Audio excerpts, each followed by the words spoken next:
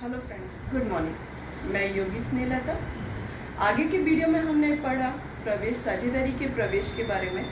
अब उससे ही संबंधित हम छोटे छोटे सवालों के द्वारा समझेंगे। ठीक है। पहला सवाल, हिरन प्रति मास के प्रारंभ में ₹500 का आहरण करती है। यदि आहरण पर वार्षिक 10% की दर से ब्याज वसूल किया जाता है तो कुल वार्षिक आहरण और आहरण पे ब्याज कितना होगा। ठीक है। अब इसको हम सवाल को सॉल्व करते हैं। कुल वार्षिक आहरण कितना, यहाँ पे लिखा हुआ है प्रारंभ का कितना है 500, पर पूरे वर्ष का ज्ञात करना है तो हमें वर्ष का ज्ञात करने के लिए वर्ष के 12 महीने के हिसाब से 12 से गुणाकार करेंगे तो 6000।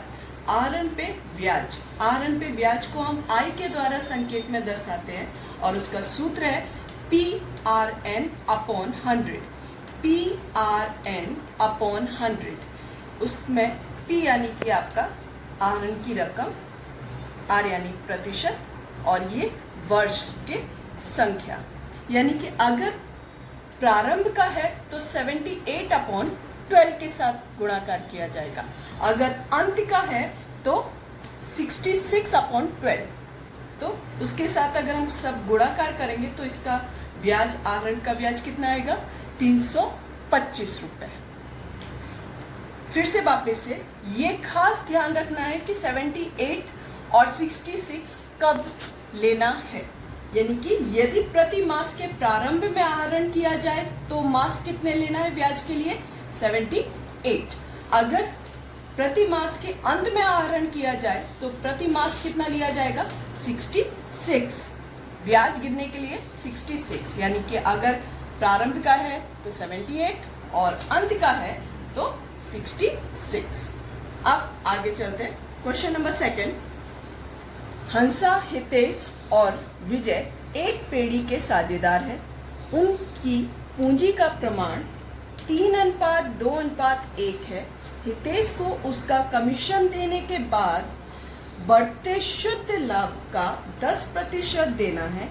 यदि वर्ष के अंत में पेड़ी का लाभ 1,65,000 हो तो हितेश की कुल कितनी रकम मिलेगी। आंसर, सबसे पहले क्योंकि यहाँ पे कहीं पे भी कुल इस प्रारंभ का लाभ कितना है उसकी चर्चा नहीं की है, कहाँ पे अंत का लाभ दिया है, वर्ष के अंत का, तो हमें सबसे पहले प्रारंभ का ज्ञात करना रहेगा।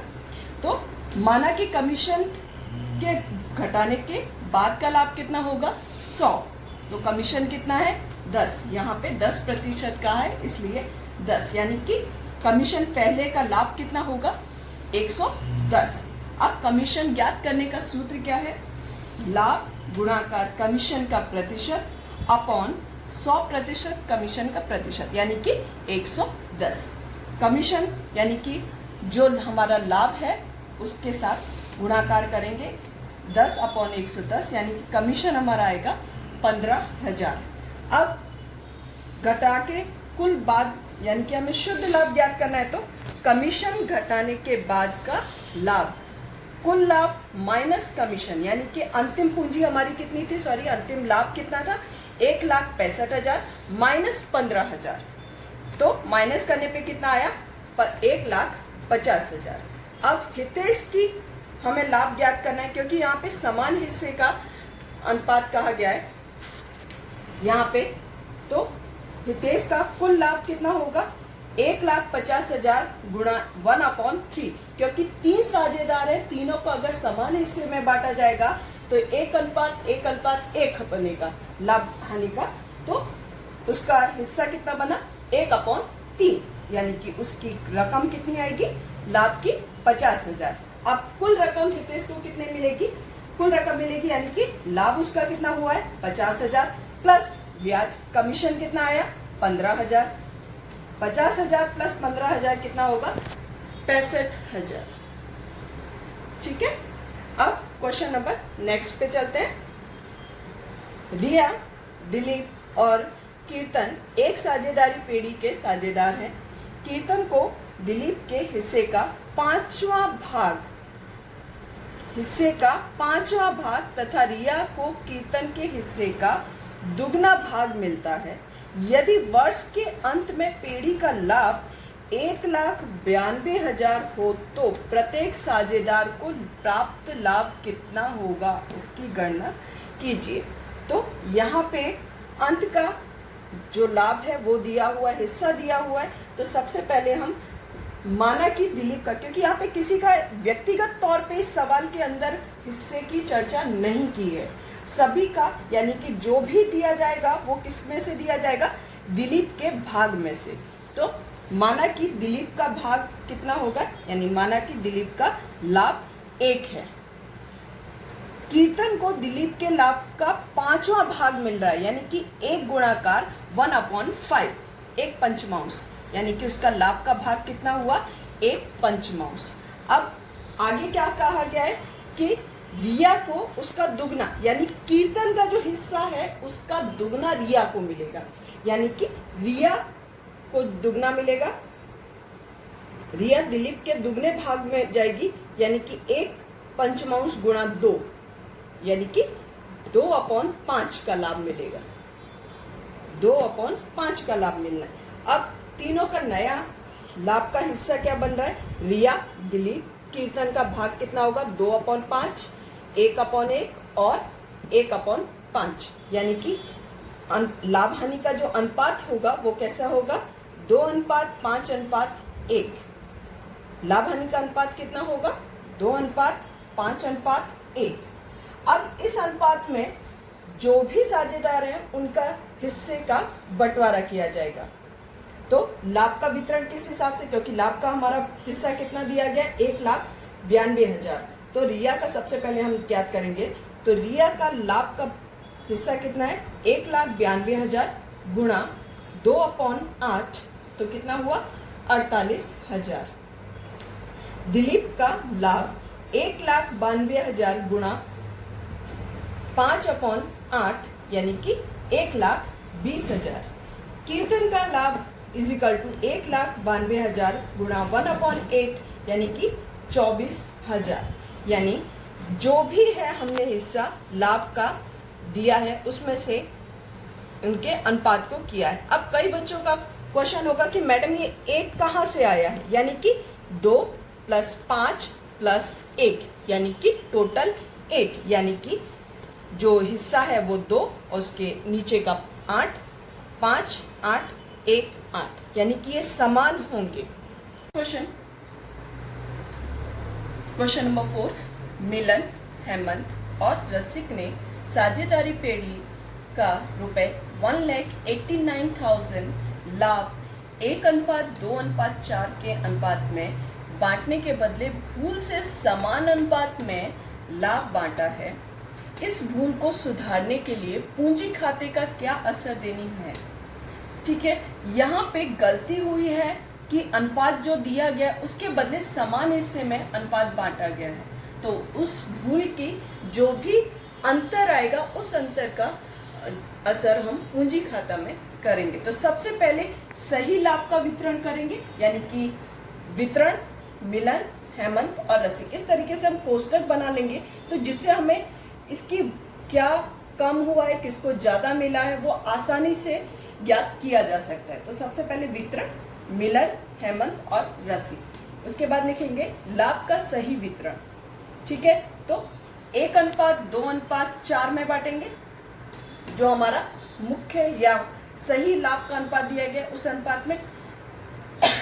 तो 1,89,000 को इस अनुपात में बांटेंगे, तो 27,000, 54,000 और 1,08,000, ये हमारा सही अनुपात की सभी के हिस्से में मिलने वाली लाभ की रकम आएगी। उसके बाद समान हिस्से में गलती से कौन सा हिस्सा लिया गया है, लाभ का भूल से समान हिस्सा ले लिया गया है, यानी कि वो अनुपात आएगा 1:1:1, यानी कि समान हिस्से में बांटा है तो 63,000, 63,000, 63,000, ये तीनों में समान हिस्से में बांट दिया जाएगा। किसका बंटवारा किया है, 1,89,000 को। और उसके बाद दोनों का जो सही है और जो भूल से हुआ है उन दोनों के बीच का अंतर कितना है, 36,000, यानी ये उधार होगा। हेमंत का कितना आया अंतर दोनों का, 9,000। क्योंकि ये माइनस में आ जाएगा। रसिक का 1,08,000 में से माइनस करेंगे तो प्लस 45,000 यानी कि जमा आएगा। अब इसे पूंजी खाता में किस तरीके से इसकी असर की जाएगी वो हम देखते हैं, रोजनामचे के द्वारा या प्रविष्टि के द्वारा, दोनों ही शब्द एक ही है।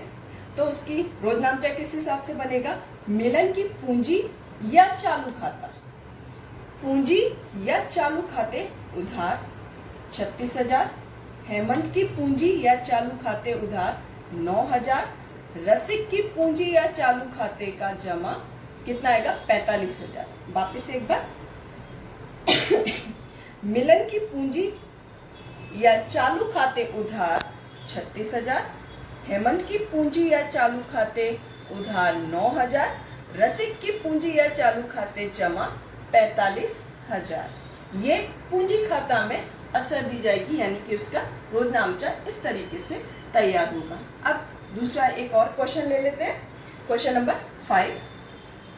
एक पेड़ी के साझेदार गिरीश का आहरण ₹6,000 तथा वितरण पात्र लाभ का ₹9,000 का असर देने के बाद की अंतिम पूंजी 96,000 है। पूंजी पर वार्षिक 8% की दर से ब्याज की गणना कीजिए। यानी कि यहाँ पे अंतिम पे कभी भी ब्याज नहीं, क्योंकि हमें प्रारंभिक की पूंजी ज्ञात करनी पड़ी, क्योंकि लास्ट ईयर की हमें ज्ञात करना है, इसलिए तो प्रारंभ की पूंजी ज्ञात करनी। इसके दो पद्धतियां हैं, मैं दोनों ही पद्धतियां आपको बता दूंगी। आप खाता बना के भी इसकी प्रारंभ की पूंजी ज्ञात कर सकते हैं और सूत्र के द्वारा। तो सबसे पहले हम सूत्र के द्वारा देख लेते हैं, उसके बाद हम खाते के द्वारा देखते हैं। तो सबसे पहले इसका सूत्र के अनुसार प्रारंभ की पूंजी इज इक्वल टू अंतिम पूंजी प्लस आहरण माइनस लाभ। ये सारी चीजें हमें सवाल के अंदर दी गई हैं। प्रारंभ की पूंजी इज इक्वल टू अंतिम पूंजी प्लस आहरण माइनस लाभ, यानी कि 96,000 प्लस 6,000 माइनस 9,000, यानी कि हमारे आए 93,000 यानी 93,000। अब 93,000 का 8% के दर से हमें ब्याज ज्ञात करना है। तो पूंजी पर ब्याज कितना हुआ, 93,000 गुणा 8/100, 7,440, 7,440 रुपीज हमारा इसका ब्याज आया। अब इसी चीज को हम खाते में किस तरीके से ज्ञात कर सकते हैं, यही चीज, यानी कि हम 93 प्रारंभ की पूंजी हमें ज्ञात करनी, तो हम खाते में कैसे ज्ञात करेंगे वो आपको मैं बताती हूँ। इसका दूसरा पूंजी खाता, हम गिरीश का पूंजी खाता तैयार कर लेंगे।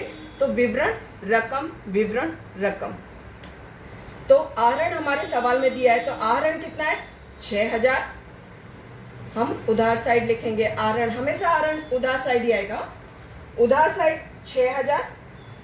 उसके बाद हमारे पास अंतिम पूंजी लिखी है या अंतिम बाकी दी गई है, तो शेष आगे ले गए। हम इसे संक्षिप्त में स और ल गए इस तरीके से हम लिखते हैं।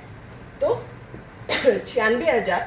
उसके बाद लाभ हानि खाता का लाभ 9,000 है, यानी यहाँ पे अगर हम इसका प्लस करते हैं 96,000 प्लस 6,000 1,02,000, 1,02,000 में से आहरण ये लाभ हानि खाता का लाभ माइनस करेंगे तो प्रारंभिक की शेष आगे ले गए, प्रारंभिक बाकी 93,000। और इस तरीके से खाता पूंजी पर ब्याज 93,000 का 8% निकालेंगे, यानी कि 7,440। प्रारंभ की पूंजी ज्ञात करने के लिए दोनों ही पद्धतियां, आपको जो इजी लगे आसानी से कर सकते हैं, वो दोनों ही आप पद्धतियों का इस्तेमाल कर सकते हैं। Thank you.